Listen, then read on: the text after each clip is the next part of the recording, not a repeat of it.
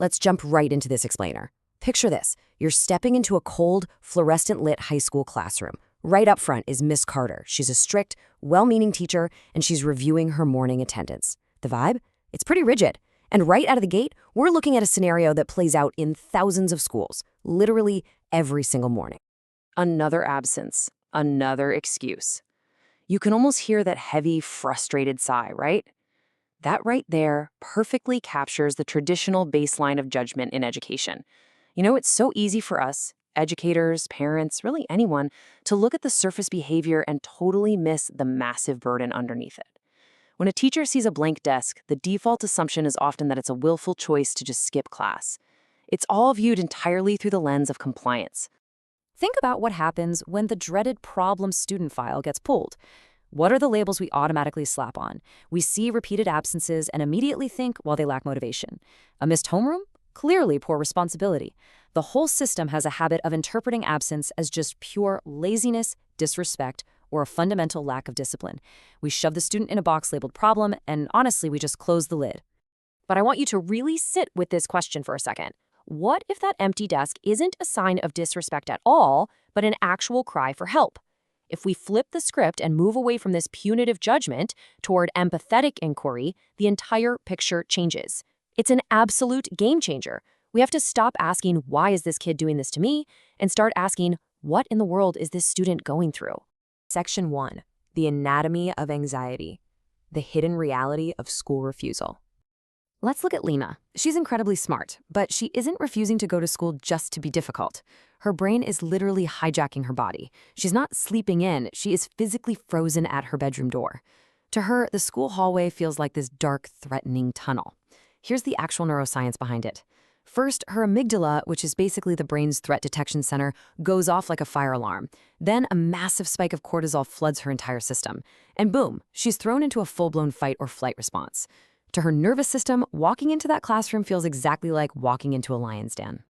Moving right along to Section 2. Invisible burdens and depression. Surviving battles adults never see. Consider Marcus. While he's being marked absent, he's living an absolutely exhausting reality. He is desperately trying to make breakfast for his younger siblings. His mom is totally tapped out, sleeping off a brutal night shift just to keep a roof over their heads. The clock is ticking. He misses the bus. Now, is that poor responsibility? No way. That is an extreme family burden. Marcus is forced to function as an adult caregiver way before he even gets a chance to be a student. Then, contrast that high-stress household with a student like Ethan, who is living in silent, emotional numbness. His phone is just piling up with unread messages from teachers. The sound is completely muted. The room is dark. Ethan is just staring blankly. Depression has completely isolated him from the rest of the world. He isn't defiantly skipping school. He's experiencing a total, crushing collapse of hope and energy. Which brings us to Section 3, the science of absence, shifting the paradigm. Imagine sitting down in the warm, quiet office of a school counselor. This is the crucial takeaway they'd share. Absenteeism is almost always a symptom, not the disease. Think of it like a giant iceberg. The absence, that's just the tiny bit poking out above the water. What's lurking underneath, that massive, hidden block of ice, is trauma, clinical anxiety, and just raw survival mode. It is rarely, if ever, just a lack of willpower. It's wild how starkly these two mindsets contrast. On one hand, the punitive mindset assumes laziness, disrespect, and zero discipline. But the trauma-informed reality? It recognizes those uncontrollable fight-or-flight responses, those heavy family burdens, and that silent, crushing depression. Once you see that contrast, it completely changes how you view an empty desk. You suddenly realize these kids are just surviving, not slacking. And that leads us to our final phase, Section 4, Connection over Compliance, a new approach. So, this paradigm shift totally rewires how teachers handle their classrooms.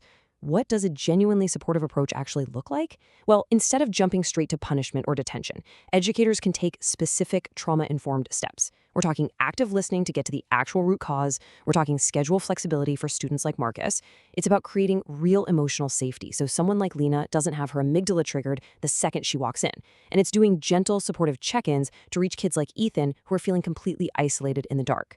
When an approach is stuck in the judgment phase, the whole vibe is cold and rigid. And what's the result? Student isolation and pure panic.